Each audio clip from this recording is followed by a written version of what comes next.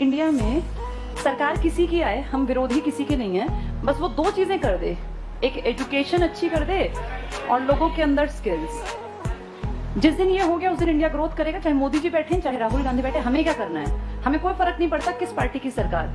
कई बार क्या होता है, लोगों को ऐसा लगता है, जैसे मैंने उसमें कुछ बोल दिया इस तरह का कि भाई, खैर मैंने स्पष्ट नहीं बोला, लेकिन लोगों को ऐसा लगा कि भाई इस मैडम जो है एंटी मोदी हैं, कईयों को लगा मैडम एंटी इंडिया हैं।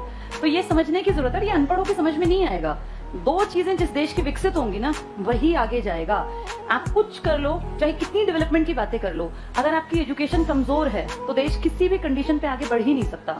आपके देश में ये नो डिटेंशन पॉलिसी, इसने सब भट्टा बैठा दिया पूरे देश का। वो जो बच्चे की पढ़ने की उम्र थी ना, जिसमें हम याद करते थे, डर के मारे ही सही चीजों को लर्न करते थे। भाई तुमने पहाड़े क्यों याद किए बचपन में? क्योंकि टीचर्स मारते थे, पीटते थे, जिसको पहाड़े नहीं आते पिटता था ना वो।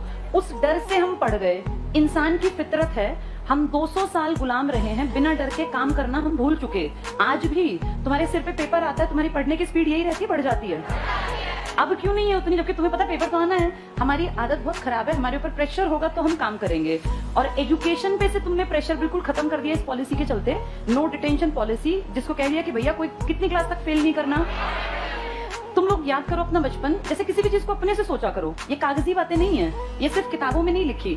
8वीं तक बच्चे का दिमाग बहुत शार्प हो जाता है, क्योंकि वो चीजों को, बहुत सारी चीजों को वो सीखता है, और सीखने के अलावा बहुत सारी चीजें रटनी भी पड़ती हैं। अब टेबल सीखने होते हैं, रटने पड़ते हैं। भाई 18 7 सीखने की क्या बात है? इतना पता है कि 18 7 टाइम्स 18 7 आर, कि भाई 18 गुणा 7 करेंगे तो आंसर ये आएगा।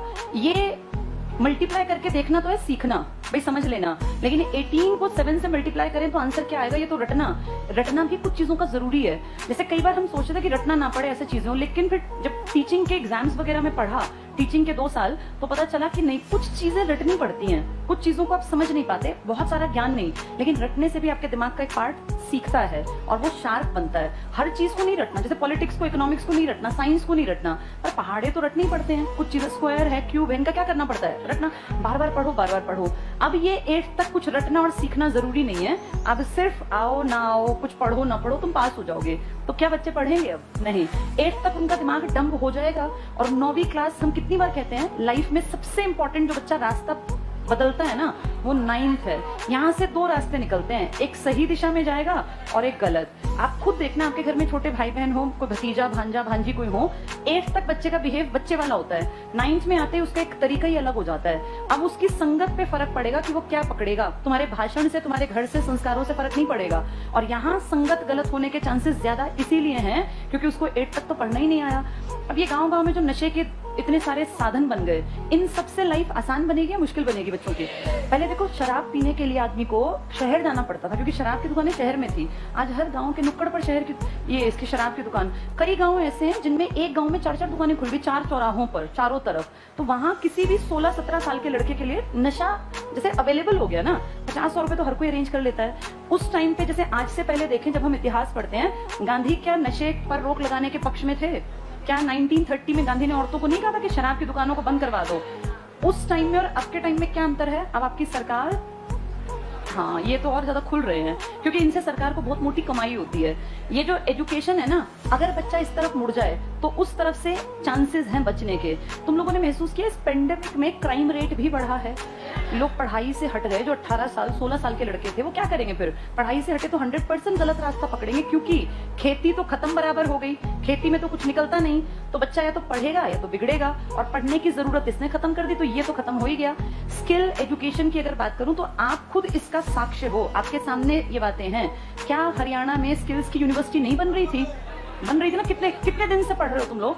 उसमें पास हुए कितने लोगों में स्किल्स आ गई और उन्होंने क्या कुछ कर लिया? जैसे स्किल्स तो दिखाई देती है ना, ये चीजें अपने आप देखा करो, सीखा करो। सिर्फ कागज पढ़ने से ज्ञान नहीं आता।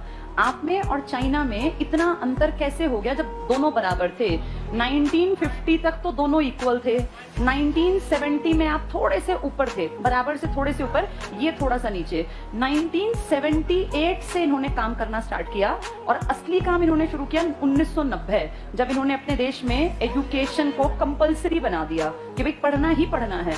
इनके देश में ना करोड़ों की आबादी थी हमारी तरह, आज भी है, नंबर 1 तो भी यही है, लेकिन इन्होंने सोच लिया कि इस आबादी को यूज करना है, इस आबादी का इस्तेमाल करना है बेहतर करने के लिए। पहले यहाँ बहुत बदहाली थी, बहुत खराब सिस्टम था। इन्होंने 1978 से काम करना स्टार्ट किया और 1990 में कहा कि देश आगे तब बढ़ेगा जब क्या अच्छी होगी शिक्षा, और स्किल साथ साथ लोगों को सिखानी स्टार्ट कर दी। आज आप देखो दुनिया में कहीं कुछ बनता हो, कोई भी प्रोडक्ट तुम चाहे किसी तकनीक से बना लो, जापान इसका, चाइना का, एक बार आदमी उसको देखेगा और कह देगा मैं सेम ऐसा दोबारा तैयार कर सकता हूँ। उनको टेक्नोलॉजी की इतनी ज्यादा समझ आ गई, उनके अंदर इतनी स्किल्स हैं कि वो किसी भी देश की चीज को देख के उससे बेहतर बना सकता है। ये कैसे आ गया? इन्होंने इन चीजों पे काम किया, एजुकेशन पे और स्किल पे। हम पीछे क्यों रह गए? क्योंकि इन सालों में हमने इन पे काम नहीं किया। हमने काम बहुत किए, लेकिन इन दोनों को छोड़ के बाकी दुनिया भर के काम हमने कर लिए। 1990 से आज 2022 कितने साल बीत गए? 32 साल। दुनिया की गूगल कर लेना, नंबर 1 इकोनॉमी जो है चाइना है। सबसे ज्यादा चाइना ग्रोथ दिखा रही है ना, ग्रोथ तो आप दिखा रहे हैं। अच्छा एक और देखो मजेदार चीज, अगर तुम भरोगे fastest growing economy in the world, तो पता है नंबर 1 कौन है? हम।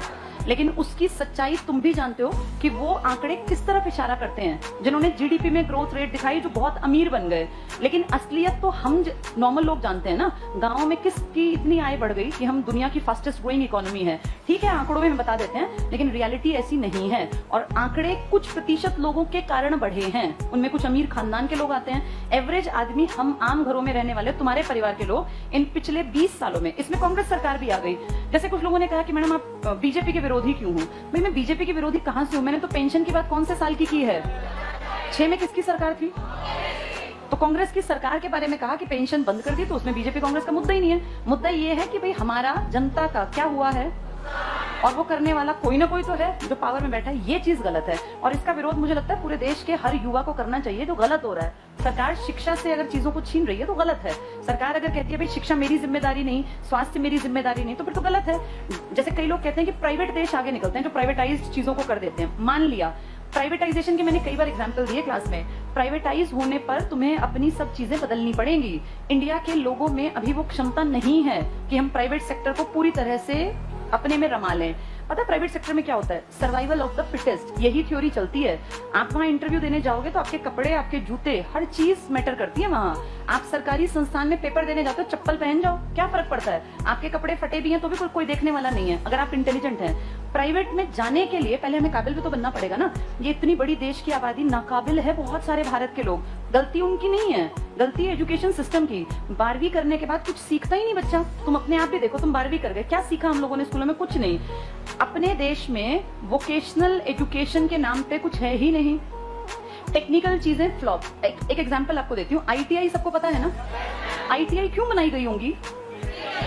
ताकि बच्चे 10वीं के बाद कुछ स्किल्स सीख लें। इनमें क्या कोर्स करवाते हैं? प्लम्बर का, इलेक्ट्रीशियन का ना, ये कोई चीज ठीक करने का, यही सिखाते हैं ना। तुम सबने आईटीआई के हालात देखे हैं, क्या आईटीआई वास्तव में काम कर रही हैं? तुम अब जैसे हम कहें ठीक है सरकारी आंकड़ों में हो सकता है आईटीआई के रिजल्ट 100% आते हो, पर तुम और मैं भी तो देखते हैं आईटीआई की हालत। हर शहर में आईटीआई है। आईटीआई के बाहर तुम 10 मिनट खड़े होकर देख लो, छुट्टी के टाइम और सुबह के टाइम, वो जो बच्चे आते हैं तुम्हें दिखेगा कि इनको कुछ पढ़ाया लिखाया नहीं जाता। जैसे एजुकेशन और स्किल कहीं नहीं है, चाहे वो आईटीआई हो चाहे स्कूल हो। इसीलिए सिस्टम बैठता जा रहा है। जैसे सिर्फ आबादी, एक चीज और भी है। कई लोग क्या कहते हैं कि आबादी के कारण ऐसा हो रहा है। एक प्रॉब्लम है तुम्हारी जिंदगी में, उस प्रॉब्लम को पहले मान लो, लेकिन उसका उपचार भी तो करो। ये किसने कहा कि आबादी नहीं बढ़ रही है तो हमें दिक्कत नहीं है दिक्कत। लेकिन सिर्फ आबादी बढ़ने से दिक्कत है या सरकार की पॉलिसी भी गलत है? आबादी आज मेरे चाहने से तो कम नहीं होगी, ना तुम्हारे चाहने से। आबादी कंट्रोल होने में 20 साल अभी और लगेंगे। उसके बाद आबादी पे देखना थोड़ा थोड़ा अपने आप कमी आएगी। कारण अब हमारी पीढ़ी के लोग कहाँ उतने, अगली पीढ़ी में 2 बच्चे 1 बच्चा, यही तो ट्रेंड है ना। लेकिन जो इतने बढ़े हैं उनको थोड़ा कम होने में टाइम तो लगेगा ना। अब तुम सोचो सारी चीजों का क्या कहते हैं कि मोदी जी क्या करें या सरकार क्या करे या कांग्रेस क्या करे, आबादी ज्यादा है। एक पार्ट ये मान लो, एक्सेप्ट कर लो कि हाँ आबादी ज्यादा है। अब इसके आगे क्वेश्चन मार्क, इसके बावजूद हमें क्या चाहिए? तो इसके लिए काम करो, इसके लिए भी तो काम करो ना। आबादी ज्यादा है कह के बस लीपापोती कर दें, चाहे कांग्रेस सरकार चाहे बीजेपी चाहे कुछ भी है, फाइनली तो हमें ये चाहिए ना। और इसका रास्ता सिर्फ वही 2 तरीके हैं, एजुकेशन और स्किल। उनको सुधार लेंगे तो देश बढ़ेगा, वरना देश जीरो।